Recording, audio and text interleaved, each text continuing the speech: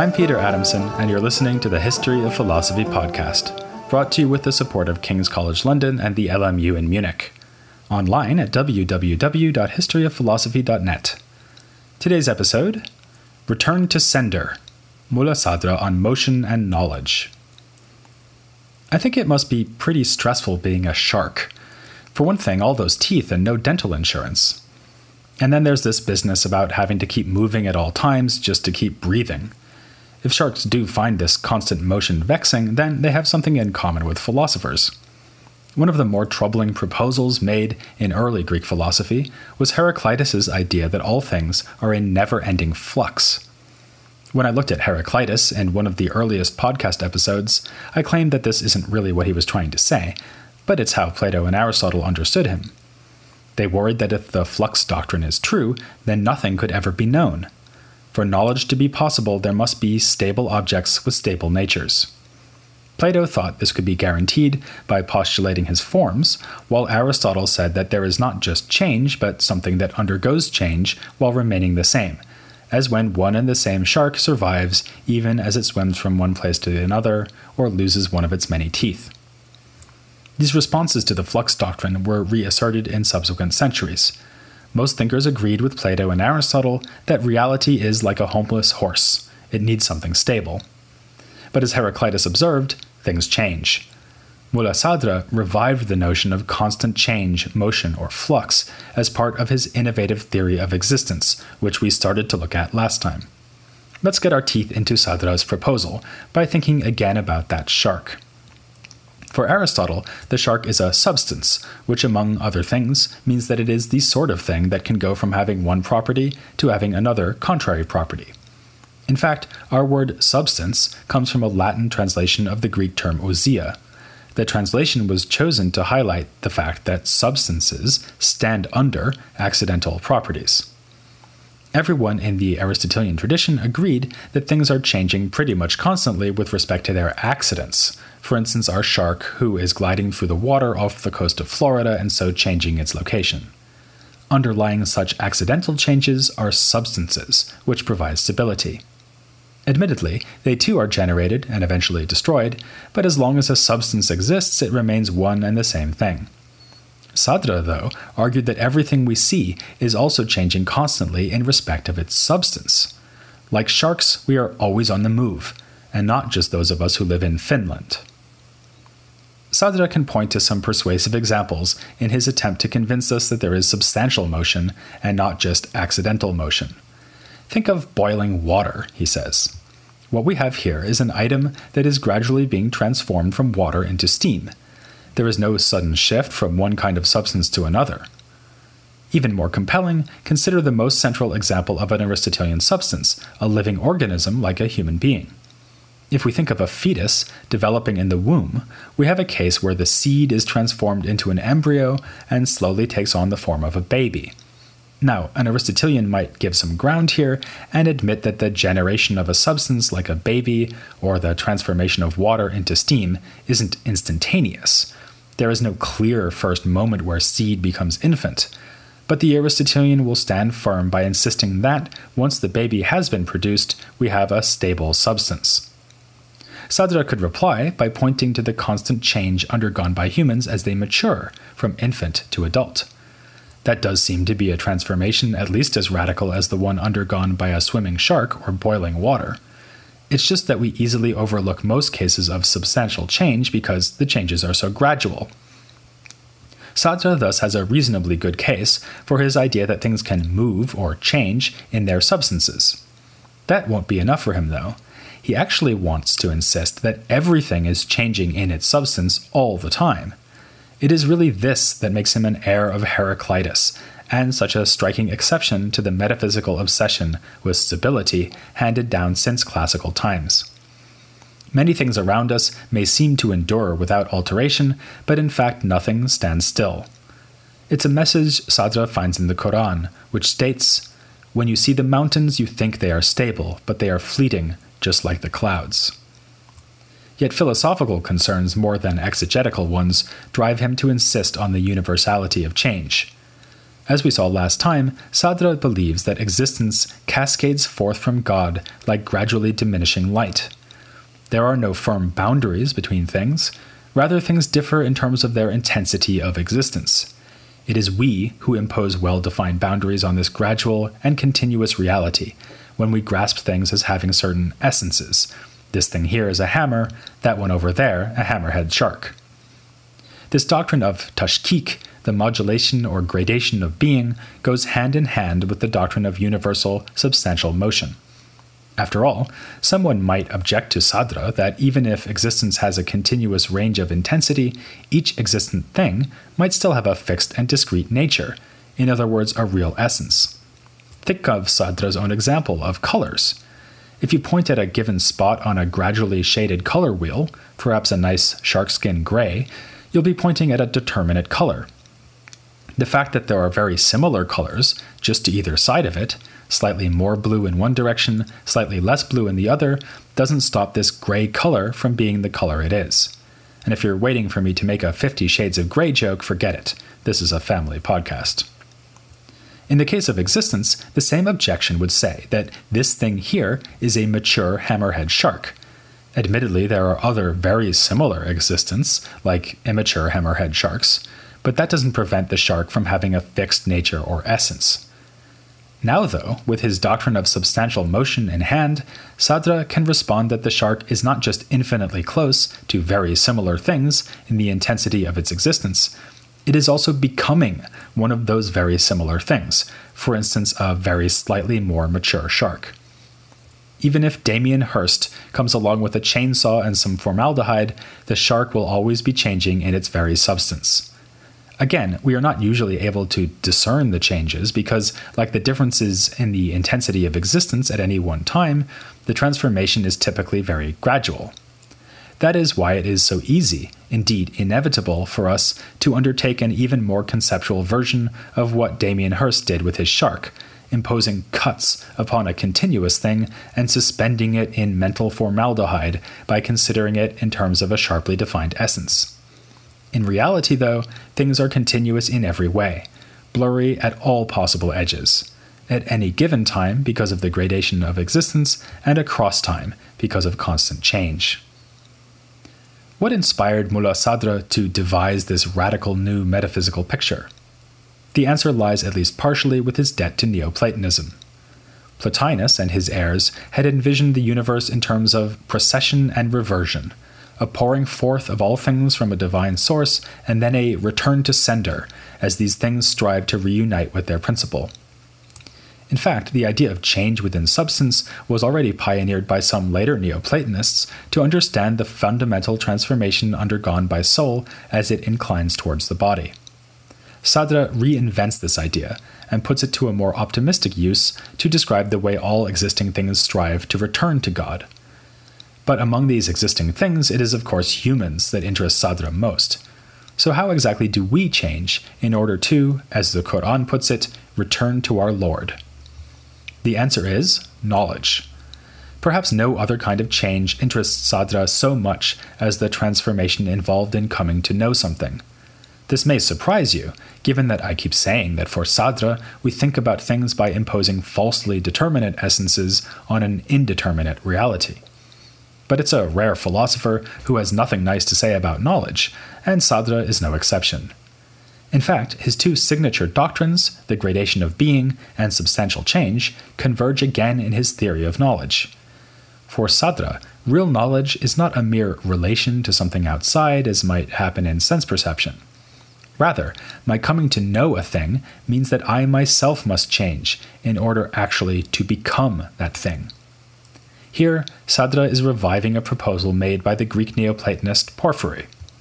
In a work that is lost to us, but was known in Arabic, Porphyry had suggested that when we have knowledge, our minds literally become identical to the things that they know. This was mocked by Avicenna, who pointed out the absurdity of saying that two distinct things could ever become identical. With his penchant for retrieving the ideas of late antiquity, Sadra comes to Porphyry's defense. Not only are things changing all the time, but sometimes they change to become identical with other things. How can this happen?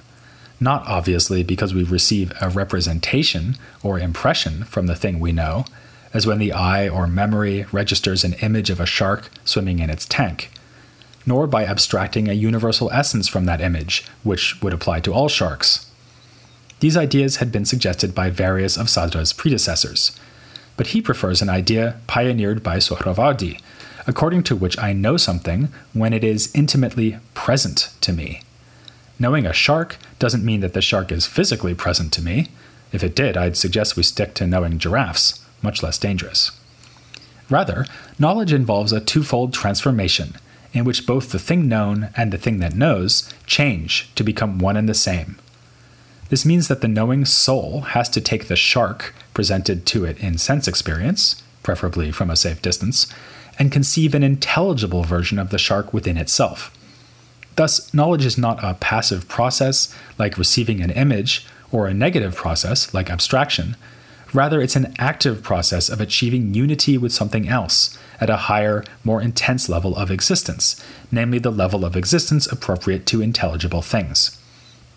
The reason it is more intense is that the so-called dark, material aspects of the things we know have been left behind. When I know the shark's body is not in my mind, only the idea of the shark. Even though this is not a theory about abstraction, it may still sound rather abstract.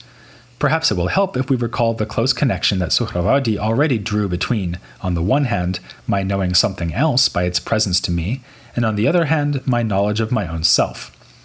For Sadra, there is really no distinction between these two things at all. For me to know the shark is for me to make myself into the idea of the shark, and thus to engage in a particularly shark-flavored form of self-knowledge. This solves a troubling anomaly in Avicenna's theory of knowledge. For all his creativity and independence of mind, Avicenna thought more or less along Aristotelian lines when he tried to understand human knowledge. He talked of abstracting forms from the images we encounter through sense experience. But then, he noticed that there was this special case of self-knowledge. Even the flying man in Avicenna's famous thought experiment, only just created in midair and without any access to his senses, can know that he exists. Avicenna seems to have cherished the notion that self-knowledge is a very different kind of thing from other kinds of knowledge, but it's actually rather perplexing. How can it be that one and the same mind is capable of two such different kinds of knowing, and what do the two have to do with one another? For Sadra, these problems vanish, as all knowledge is revealed to be self-knowledge. And, appropriately given his metaphysics, it gets even better.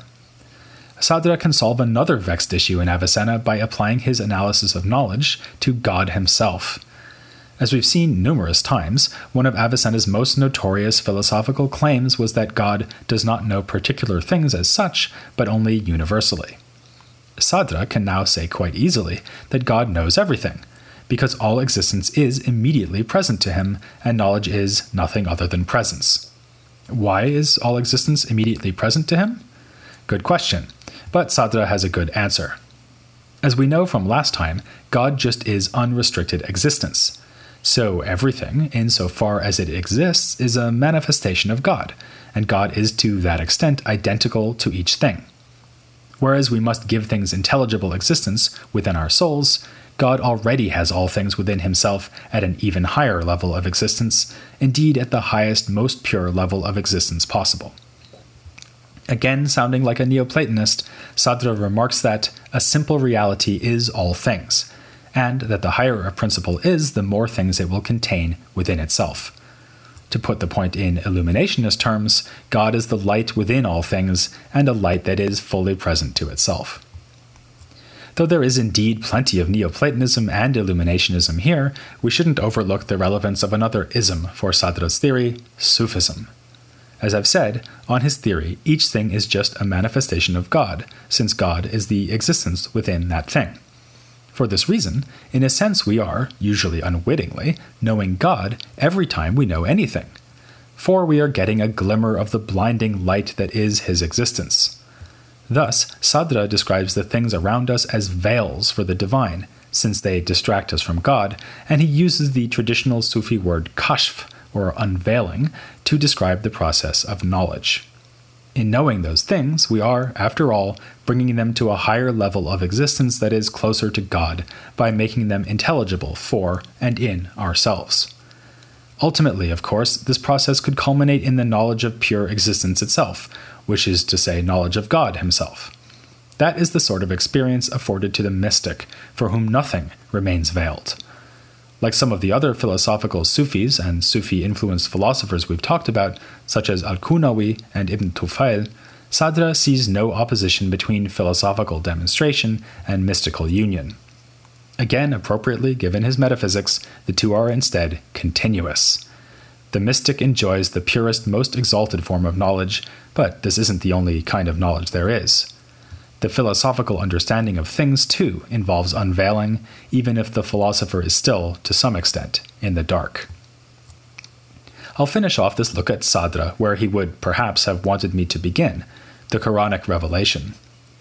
Though I have mentioned the Quran a few times in this and the past episode, I haven't perhaps conveyed the density of Islamic imagery and language in his works. To add just one more example, he compares the way we face God's existence to the way that Muslims face the Kaaba in Mecca as they pray. Sadra wrote extensive commentaries on the Holy Book, an enterprise intimately connected with his philosophy. As many earlier Muslim theologians had emphasized, the Quran is God's word, and hence an attribute of the divine. For Sadra, this means that it makes manifest the ultimate reality that is God himself. Like other modes of existence, the Quran shows itself in the world at many levels.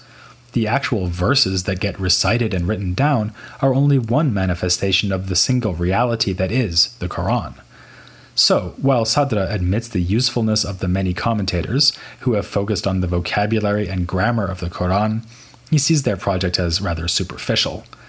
The more insightful interpreter of the revelation goes beyond the husk of its linguistic garb to the true meaning within.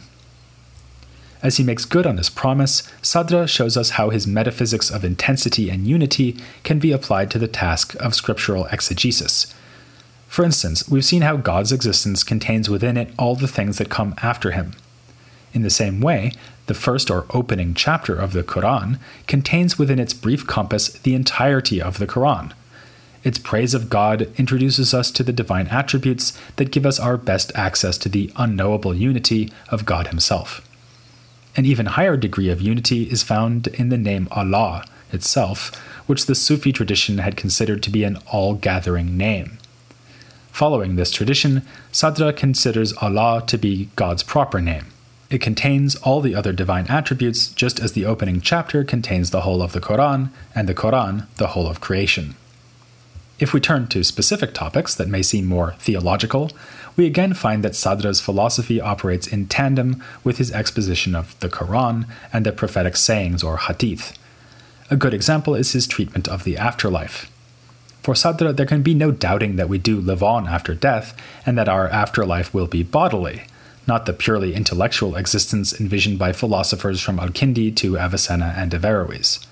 But as usual, Sadra puts a distinctive twist on this teaching. He employs an idea that is familiar to us from the Illuminationists, that humans possess a powerful imaginative capacity tied to a kind of third realm between the sensible and intellectual planes of existence. He's also thinking here of Ibn Arabi, who likewise gave the imagination a central place in his theory of human understanding and existence. Sadra thinks that we retain our imaginative power after death, and that we use it to project for ourselves a new body. This is not a crass physical body, the kind of thing a shark could get its teeth into, but its imaginary nature, contrary to what we might suppose, makes it more rather than less real. The bodies we will imagine for ourselves will be appropriate to the way we lived in this life, with the more beastly among us coming to see themselves in animal bodies. This is Sadra's version of the reincarnation theory, which we saw earlier Illuminationists variously flirting with, accepting, and rejecting. In his hands, it becomes a distinctively Sadrian idea, related to the varied intensity of existence. The subtle or imaginary body of the afterlife, being a step towards the intelligible, has a higher degree of existence than the bodies we have in this life. His doctrine of universal motion is relevant here too, since our transformation from physically embodied beings to imaginally embodied beings is simply another case of change in substance. Sadra is at pains to emphasize the agreement between such theories and the teachings of Islam, more specifically the Shiite Islam ascendant under the Safavids. His proposal about the imaginary body safeguards traditional belief about resurrection, albeit in an unexpected way. And when he follows earlier illuminationists by affirming that the soul already existed before coming into the body, he confirms the point with quotations from the Shiite Imams. Between his Shiite faith, his allegiance to the Illuminationist and Sufi traditions, his critical engagement with Avicennan philosophy and Kalam, and the innovative doctrines he devised himself, Sadra has a lot of balls to keep in the air, but he never seems to drop them. For a thinker of this complexity and importance, we ourselves would be dropping the ball if we didn't take the opportunity to talk to an expert in his thought. Next time, I'll say to Sadra scholar Sajjad Rizvi what Germans say when they see a shark. Hi, as I welcome him to the history of philosophy, without any gaps.